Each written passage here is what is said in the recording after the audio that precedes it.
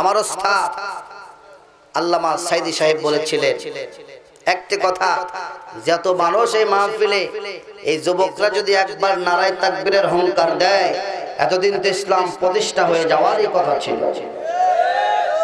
কথা বলে, কিন্তু হাজার হাজার মানুষ ইসলাম প্রতিষ্ঠার জন্য যখন ডাক দেওয়া হয়, যার যার দল শেষে ভাগ হয়ে যায়।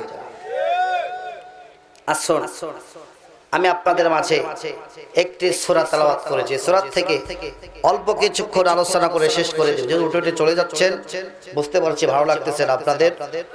সূরাটির নাম হচ্ছে সূরাতুল কাসাস। কি নাম?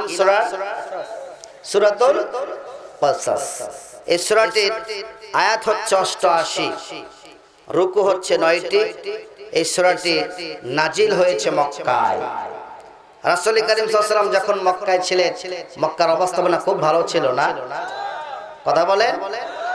আজকে আমরা কিন্তু সেই মক্কার রাসূল করিম সাল্লাল্লাহু আলাইহি ওয়াসাল্লাম যে দিন পার করছে, এক শ্রেণীর ইসলাম প্রিয় মানুষ সেই দিনগুলো তারা আজকে পার করছে।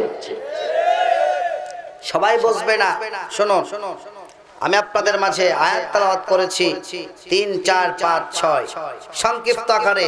কেউ উঠবেন না, শুনে যান। আল্লাহ পাক বলছেন, আল্লাহ রাব্বুল আলামিন বলছেন, নাতলু আলাইকা বিন নাবাই মূসা ওয়া ফিরআউনা বিল হাক্কি লিকাওমি ইউমিনুন। জোরে বলুন আল্লাহু আকবার। আল্লাহ পাক বলছেন, হে নবী, আমি আপনাকে আজ থেকে প্রায় 4500 বছর আগের একটি ঘটনা আপনাকে শোনাচ্ছি। সেই ঘটনাটার মধ্যে মুমিনদের জন্য শিক্ষা রয়েছে। কাদের শিক্ষা? মুমিনদের শিক্ষা রয়েছে। আল্লাহ রাব্বুল আলামিন বলছেন, এই পৃথিবীর ময়দানে আমি একজন ব্যক্তিকে এমন ক্ষমতা দান করেছিলাম, সেই ব্যক্তিটার নাম হচ্ছে ফিরআউন। আল্লাহ পাক বলছেন, ফিরআউনকে আমি নিরঙ্কুশ ক্ষমতার অধিকারী বানাইছিলাম। নিরঙ্কুশ ক্ষমতা। তার রাজ্যে, তার সংসদের কোনো বিরোধী দল ছিল না। ফিরআউনের বিপক্ষে কথা বলবে এরকম কোন মানুষ তার সংসদে ছিল না। তার গোটা রাজ্যের মধ্যে তার বিরোধিতা করবে এরকম একজন মানুষ খুঁজে পাওয়া যেত না। যখন ফিরআউন চিন্তা করলো, আমি তো সর্বময় ক্ষমতার অধিকারী হয়েছি, তখন আল্লাহকেও মানে না, নবীকে মানে না, আইন মানে না, কানুন মানে না, তখন সবচাইতে বড় স্বৈরাচারে পরিণত হয়েছে। সবচাইতে বড় স্বৈরাচার ফিরআউন হয়েছে। আল্লাহ পাক বলছেন, আমি তাকে নিয়ামত দান করলাম একটা। সেই নিয়ামত হচ্ছে নিরঙ্কুশ ক্ষমতা। আজকে অনেকে জোর জুলুম করে ক্ষমতায় বসে থাকতে চায়, কিন্তু এরকম নয়। আমি ফিরআউনকে ক্ষমতা দান করলাম, এমন ক্ষমতা তার বিপক্ষে কথা বলার মতন কেউ ছিল না। এবার শুনুন, আল্লাহ বলছেন, ইন্না ফিরআউনা আলা ফিল আরদ।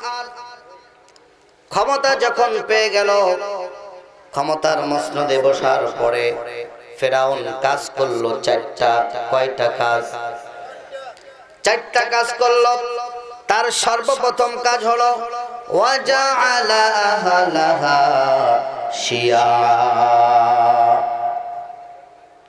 তার জাতির মধ্যে বিভিন্ন দলে উপদলে বিভক্ত করে ফেলল।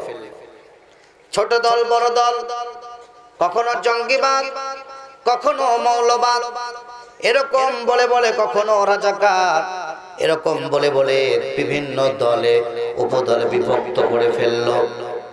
বিভক্ত করার পরে যেই কাজটি তিনি করল, ইয়াস্তাদঈফু তাইফাতাম মিনহুম ইউযাব্বিহু আবনাআহুম ওয়া ইয়াস্তাহয়ী নিসাআহুম।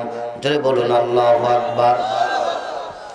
অসংখ্য দলের মধ্যে বিভক্ত করে প্রতিটা দলের উপরে সে টার্গেট করে নাই, একটা দলের উপরে টার্গেট করেছে।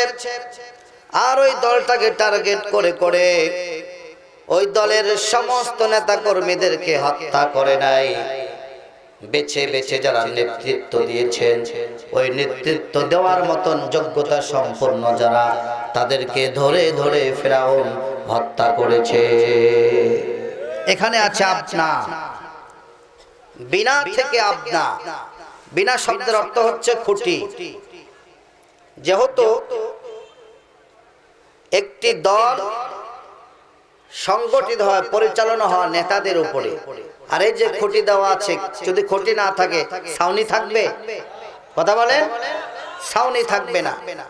এই খুঁটি যদি সরায় দেওয়া যায়, ছাউনি গুলো পড়ে যাবে।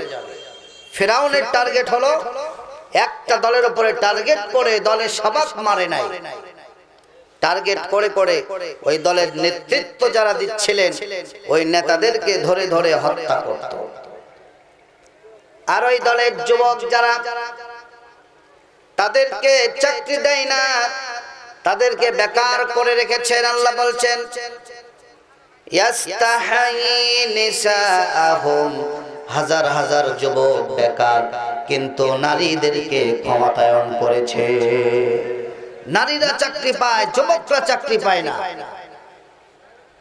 এমন তো অবস্থায় ওনার টার্গেট ছিল যুবকরা যখন চাকরি পাবে না, তাদের মধ্যে একটি বেকারত্ব ভাব প্রকাশ হবে, তাদের মধ্যে যখন অর্থ সম্পদের অভাব পড়ে যাবে, তখন তারা জিনা, ব্যভিচার, খুন, রাহাজানি, অত্যাচার, নির্যাতন, জুলুম সমস্ত কিছু সমাজের মধ্যে তারা করবে। আর যখন এই নির্যাতন, জুলুম, অত্যাচার আর খুন খারাপের মধ্যে পড়ে যাবে, তখন তাদেরকে আমি গোছায়া আমার দলের লাঠিয়ান বাহিনী হিসাবে কাজ করাবো। এই কথাটা কার কথা বলে? এই কথা আল্লাহ বলছেন সূরাতুল কাসাসের মধ্যে। আজকে আমার দেশের সবচেয়ে বড় বিশ্ববিদ্যালয় ঢাকা বিশ্ববিদ্যালয়, ঠিক না বেঠি? অল্প কিছুদিন আগে দেখলাম ঢাকা বিশ্ববিদ্যালয়ের যে ভিপি নুরুল হক, নুরের উপরে লাইট বন্ধ করে তাদের উপরে নির্যাতন করেছে। আয়ামে জাহেলিয়ার যুগে এরকম হয় নাই, লাইট বন্ধ করে কার উপর আঘাত করা।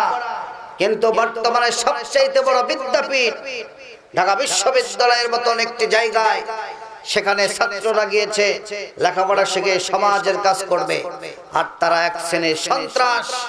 তারা এরকম সাধারণ একজন মানুষ যার জনপ্রিয়তা অনেক বেশি, এই নুরুল হক নুরুকে লাইট বন্ধ করে আবার একজনকে ছাদ থেকে ফেলেও দিয়েছে জমিনে।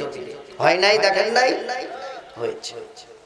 আসুন, আল্লাহ পাক বলছেন ওই দলের সবাইকে টার্গেট করে সবাইকে হত্যা করে নাই। ফিরআউন হত্যা করেছিল যে দলটাকে টার্গেট করেছিল, ওই দলটার নেতাদেরকে হত্যা করে করে নেতৃত্ব শূন্য করে ওই দলটাকে তারা নিঃশেষ করে দিতে চেয়েছিল। তাহলে চিন্তা করুন, আজকে ওই যে ফিরআউন যে কাজ করেছে, হুবহু বর্তমান সমাজের দিকে তাকান। এদেশে হাজার দল আছে, অসংখ্য দলে আছে না নাই? কিন্তু সব দলের উপরে টার্গেট কিন্তু নাই, একটা দলের উপরে টার্গেট আছে না? দুঃখের বিষয় হলো